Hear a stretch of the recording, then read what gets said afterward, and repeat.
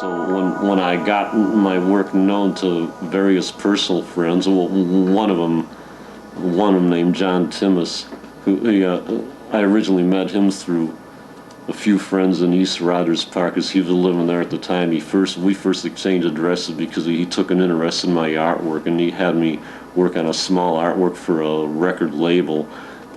So after I acquainted him with the cure for insomnia, and after we parted and got to know each other for a few years, he decided, I guess when he was trying to think of he was thinking of how to try to make it as a rock musician, and how to make it in life in general. So I guess when he was getting into desperation, even though he was from a fairly well-off background, he decided that we should try to make a movie based on my book poem, The Cure for Insomnia, and entitle the movie The Cure for Insomnia.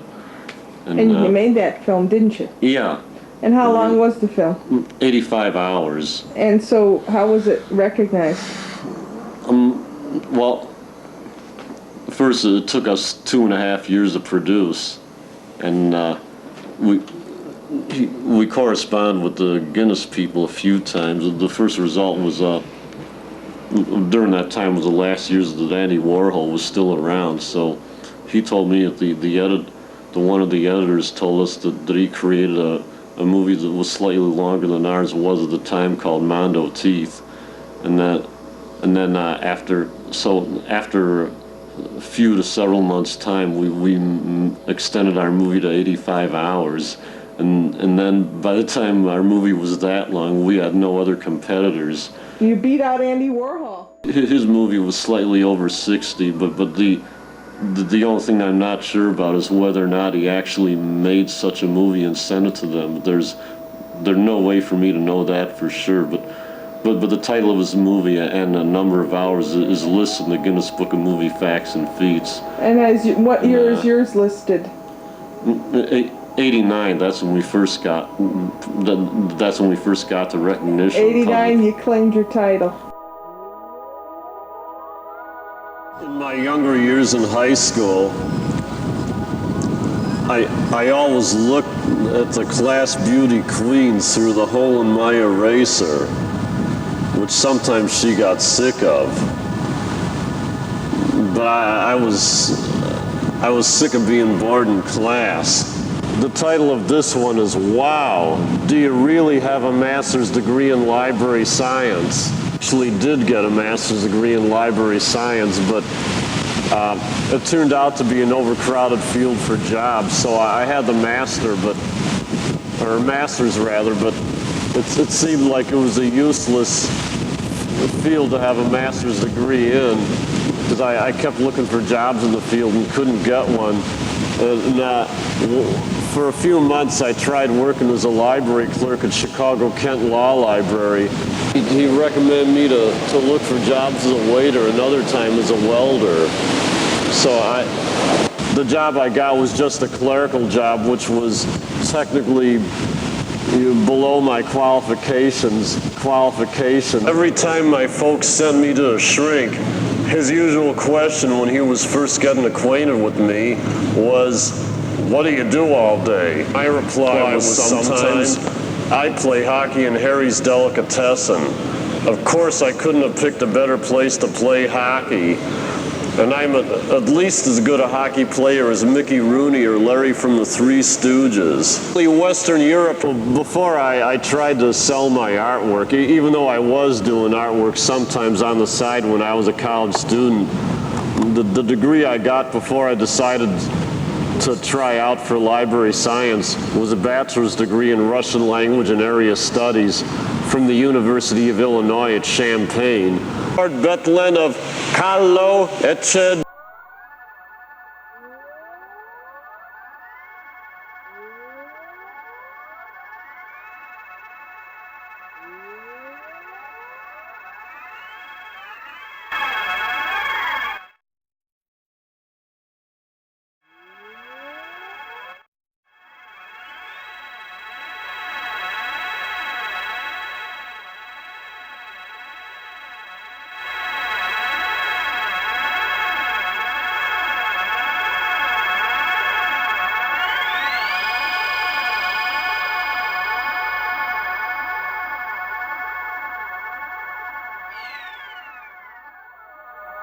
continue.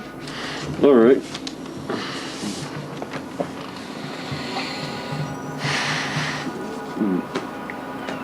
The title, Impressions of Woodstock by One Who's Not a Woodstock Broker. Subtitle, We Got Lost in Throg's Neck in Williamsbridge. That's the name of 2 sections of Bronx. I got lost. The crowd freaked me out. Glad I found my partners. This is a perfect occasion for a professor to try to teach a class Indo-European linguistics at, and for anthropologists to discuss principles of kinship systems based on symmetrical bipolarity of Amazonian Brazilians at, especially in Pig Latin. This experience doesn't particularly remind me of the atmosphere described in T.S. Eliot's J. Alfred Prufrock, or Shakespeare's Othello, with the exception of the mud-bathed and slam-dancing mosh pits, which were close to the scenario of Othello. No video game arcades here, which is not necessarily bad. Lots of screaming, other noise. Has anybody in this crowd ever thought of trying to translate the Uncle Scrooge comics in the Saint-Jean-de-Luz dialect of the Basque language? Nobody here cares about messy bedrooms, or whether or not I forgot to bring my amusement park tilt-a-whirl seat or collection of thousands of distortion mirrors. Who would dare to try to bring that here? Smuggling in distortion mirrors or tilt-a-whirl seats. I couldn't handle lugging a tilt-a-whirl seat through this crowd, man. Neither could anybody I know whose geometry teacher resembles Superman, for that matter. People coming in through constantly where our tent is. Oh, there's Superman. Show me again. There, he's teaching geometry in the Woodstock scene. Regular rock music playing. This particular cut seems slightly mainstream. Impossible to escape interruptions of people coming through. Mudslides going on near our tent. Friday night Delamitri playing. Argument going on in our tent next to mine or ours. Hope it doesn't become another War of the Roses. 2 women stopped by to party with us from Pennsylvania. Dave discussing the job and career goals with them. Dave, name of one of the guys who handled the driving and whose car it is. Just gave copies of 2 pages of The Cure for Insomnia to a big straw blonde girl from Buffalo, New York. Too bad she didn't somersault after me and call me Daddy-O. Watching TV seems unreal. My friend's discussion with 1 or 2 of the women who stopped to party on Bosnia, Serbia, and Rwanda. Glad I found my lighter. That makes me victorious. Possibility of rain, extremely bright blue light from spotlight. Where are the momres that outgrave? Our gyre and gimbal in the wave. Where are the mimsy baragrows? Here one can be new wave as well as new wave. Somebody's kicking somebody else's ass. A girl camped next to us from upstate Delaware telling us that most places within upstate Delaware are all businesses. Somebody pulling somebody else out of men's porta-john. Girls from Delaware shared 1.5 beers with me. Boonies butts a girl's ass on stage. Quote from the camper from the Syracuse area in upstate New York. Sort of psychedelic music. No, this experience doesn't remind me of the atmosphere of the Covenant Club, Evanston Hospital cafeteria, my high school English class, or DeVito's bowling alley in 1960, or Gassman's clothes shop in South Chicago. No, this experience doesn't remind me of my experiences waiting in clothes shops. Not quite like trying on suits at Robert Hall. This is also not day camp where it's a sin to strike out in a ball game. Am I the walrus? If I am the walrus, that means we are all together. I'm glad I'm not trying to sell insurance to this crowd. I've never been blackballed by a fraternity before, but even if I was, very, very few in this crowd would care.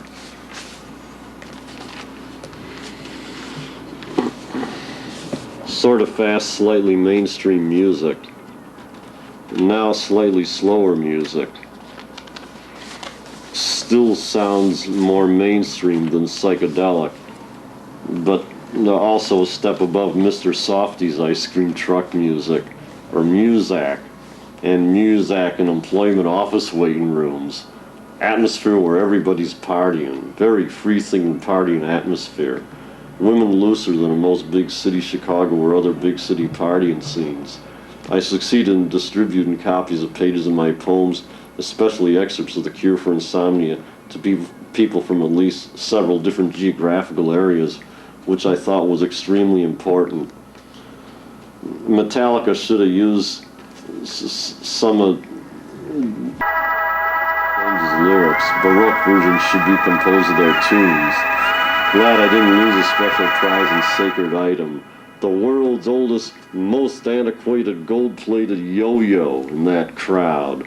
I really am.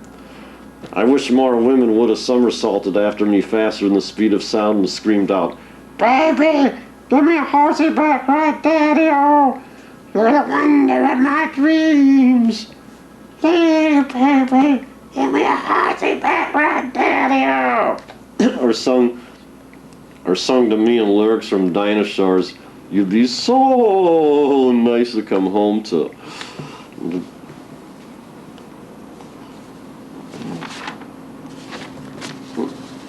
No, Woodstock is not the occasion to drag around a Wurlitzer or a grand piano or to try to sell people valuable sets of china. Not hardly. Were there no heavy rains or mud, life at Woodstock would have been a bowl of cherry.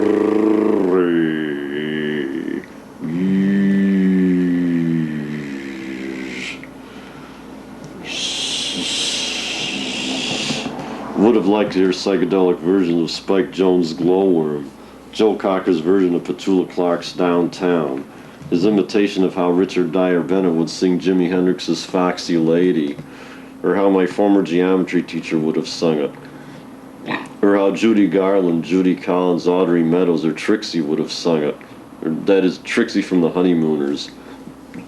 How would Jimi Hendrix or Janis Joplin have sung the lyrics to Somewhere Over the Rainbow? Perfect song for Woodstock or for heavy metal crowds. Somewhere over the rainbow. Propaganda of being searched and patrolled by security at first scared us, but after a while, that turned out not to be a problem. Winds all drawn from Nash. Beef, man. Ja, man.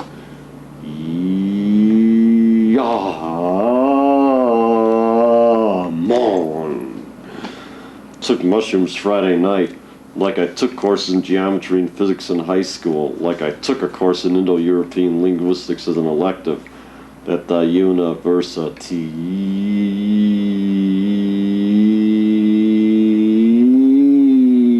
Yeah, man. Hey, all right, man?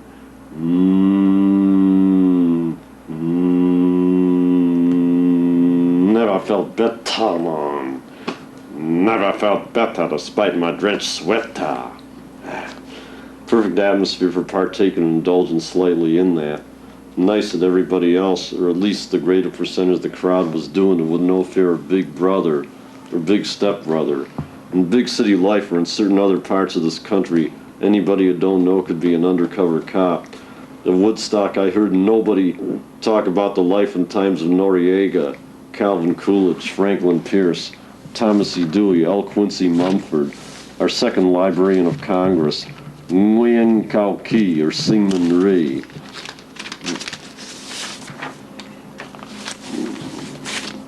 Didn't meet anybody whose face resembled the face of Daddy Warbucks, Smokey Stover, or Lukey from the Barney Google and Snuffy Smith comic strips. Mudslides. We got turned down to a few beers. Give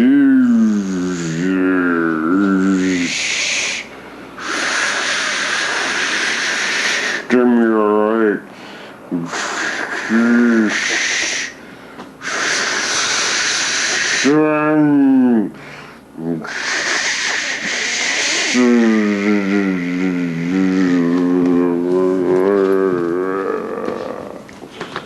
Hard to figure out exactly what percentage of the crowd was aware that ratiocination is the opposite of induction or vice versa. I imagine that's not a very popular subject of discussion among typical heavy metal fans. What percentage of the crowd was bad in algebra or geometry in high school? Why do I even care? Morton Downey would probably be out of place in this crowd. So would Dan Quayle. Not to mention Kingman Brewster, former president of Yale. Regardless of rain, snow, sleet, or hail. No, the inside of the men's john doesn't particularly remind me of the inside of the Kremlin, the White House, the Palace of Louis XIV in Versailles, the Vatican Library, the Forbidden Palace of the Dalai Lama, or the funhouse in Riverview Park or the Taj Mahal. Not hardly. People partying, jumping or dancing on top of them made a few of them cave in. The atmosphere is not quite like the atmosphere of the island of Robinson Crusoe was shipwrecked on. Giant-sized replica of a bank or insurance company conference room should have been built in the middle of the crowd for segments of this crowd that might get sick of the general atmosphere who are not into the movement. There's the conference room.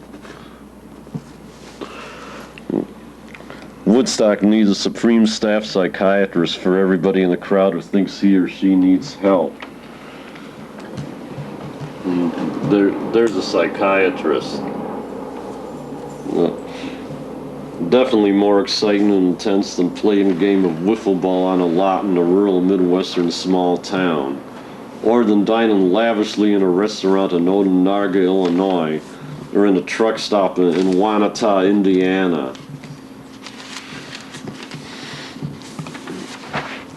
I should have used the world's largest time clock punch card to cover my head, using it as a flat umbrella to protect my head from the rain. Remember Bob Dylan's line, "It's a hard rain gonna fall." Men's johns also don't remind me of the inside of the Alexander Nevsky room in the Winter Palace of St. Petersburg. I'm not joking about this. I'm really not. What would Alfalfa or Farina from the Little Rascals have thought of this? Took a long time to wait for the friend to bring us pizza from the food lines. Took me about an hour or so just to wait in lines to get coffee. After a while, they ran out of food. They got a crowd of 400,000, which the group who organized it didn't expect. I felt like temporarily fasting most of the weekend around there anyway, especially because I found it hard to deal with going in the men's johns. I didn't want to use it too many times. The crowd or mob represented the masses, yet it doesn't, or didn't. Such a shortage of food that crowds of people were trying to grab a breadcrumb or raisin tossed at them from food stands. They were so desperate. Somebody might have been trying to sell raisins for $25 per raisin, for all I know. For that, desperate people would be raising hell. On our way out, we had to have Dave's car pushed and driven out of the mud, which is what that scene's about.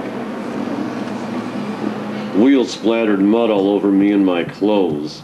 I temporarily freaked out over it, almost thought I might wind up in a psych ward and be fed terrible tasting sandwiches while undergoing treatment.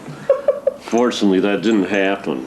We all cleaned ourselves once we got into New York City, Bronx. We rented a motel room there for one night. We were thinking of trying to rehearse scenes from Dumas' The Three Musketeers, Shakespeare's The Tempest, Shakespeare's Henry V, or Ionesco's The Rhinoceros in the motel room. For sure, we were in no mood to play golf, water polo, or rugby.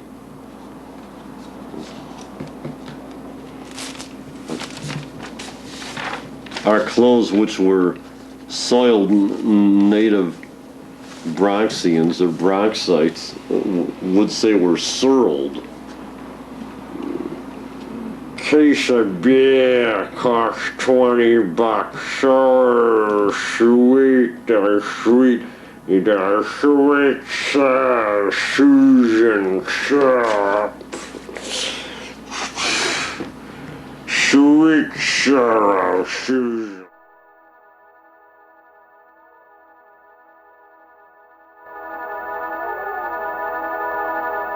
The next subject, naked chicks. There's one right here, a couple more here.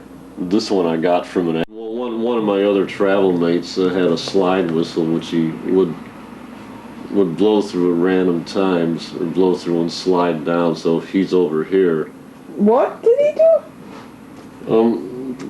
Pull this thing and make whistle sounds with a slide whistle. I don't even understand completely how it works, even though it doesn't look like a very complex instrument. But it's hard for me to remember what it looks like exactly. So my sketch of slide whistle here I based on one that this musician showed me when I went into a musician's shop to try to look at one. And the next subject, the leaf of this group Running Guns. And sometime later that's supposed to be part of a video game. But what'll happen with it from there, I don't know yet. What's the name of the game? The name of this film is Duel and Fireman. The name of this film is Duel and Fireman. That one's like a silent movie. So in that one, I'm like a guru, and the way he's got it filmed, I make it look like I can make people disappear. So that's what suddenly happens at the end of his film. I dance wild dances, and we make weird wild faces. But we're all doing that together, so I'm not the only one doing it.